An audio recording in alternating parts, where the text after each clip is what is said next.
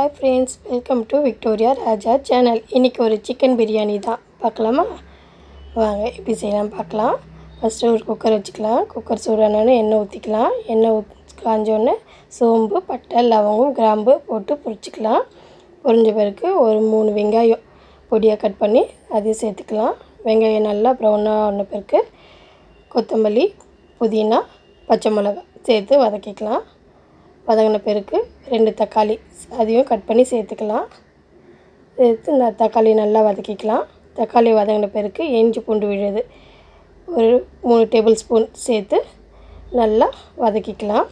இஞ்சி பூண்டு வதங்கின பிறகு கொஞ்சமாக உப்பு, 2 teaspoon chilli powder, garam masala, மஞ்சத்தூள் எல்லாம் சேர்த்து நல்லா வதக்கிக்கலாம். நல்லா வதங்கின பிறகு சிக்கன், நான் 1/2 கிலோ தான் செய்ய போகிறேன். 1/2 கிலோ சிக்கன் சேர்த்துக்கிறேன். 1/2 கிலோ சிக்கனை சேர்த்து நல்லா அந்த மசாலாவோட கலந்துக்கலாம். மசாலாவோட கலந்த பிறகு கொஞ்சமாக தயிர் அதுவும் சேர்த்து இந்த மசாலாவோட நல்லா வதக்கணும். சிக்கனோடு நல்லா வதக்கிக்கலாம். நல்லா வதங்கின பிறகு கொஞ்சமாக தண்ணி வந்து நான் 1 கப் அரிசி எடுத்துருக்கேன். அதுக்கு 1.5 கப் தண்ணி சேர்த்து நல்லா கொதிக்க வச்சுக்கலாம்.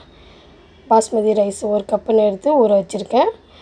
அதை நல்லா வாஷ் பண்ணிவிட்டு தண்ணி இல்லாமல் வடிச்சிட்டு கொஞ்சமாக ஆயில் அப்ளை பண்ணிக்கலாம். ஆயில் எதுக்குன்னா அரிசி உடையாமல் இருக்கிறதுக்காக. இப்போ தண்ணி கொதிச்சோன்னே அரிசி அதில் கலந்து நல்லா மிக்ஸ் பண்ணிவிட்டு குக்கரை க்ளோஸ் பண்ணிக்கலாம். குக்கர் க்ளோஸ் பண்ணி ஒரு விசில் விட்டு எடுத்துக்கலாம். விசில் வந்தோடனே ஓப்பன் பண்ணி பார்க்கலாம். ஓப்பன் பண்ணால் சூப்பரான என்னோடய ஸ்டைலில் சிக்கன் பிரியாணி ரெடி. மேலே கொஞ்சமாக கொத்தமல்லி தழை தூவி புதினா, கொத்தமல்லி சேர்த்து கொஞ்சமாக ஓரத்துலேருந்து கலரி எடுக்கலாம். கலரி எடுத்து சூப்பரான சிக்கன் பிரியாணி ரெடி. உங்களுக்கு இந்த சிக்கன் பிரியாணி பிடிச்சிருக்கா? அடுத்தது அப்படியே அதோடு சேர்த்து ஒரு சிக்கன் 65 எப்படி செய்யலாம் பார்க்கலாமா? ஒரு கடாய் வச்சுக்கலாம். கடாயில் எண்ணெய் ஊற்றிக்கலாம். எண்ணெய் சூடானோடனே சிக்கனுக்கு மசாலா போட்டு வச்சுருக்கேன். அதையும் போட்டு நல்லா பொரித்து எடுத்துக்கலாம். சிக்கன் நல்லா 2 பக்கமும் ரோஸ்ட் ஆகிற வரைக்கும் பொரித்து எடுக்கணும். நல்லா சிக்கன் பொரிஞ்சோடனே அடுத்த பக்கம் திருப்பி எடுக்கணும். திருப்பி எடுத்தோடனே சூப்பரான சிக்கன் 65 ரெடி.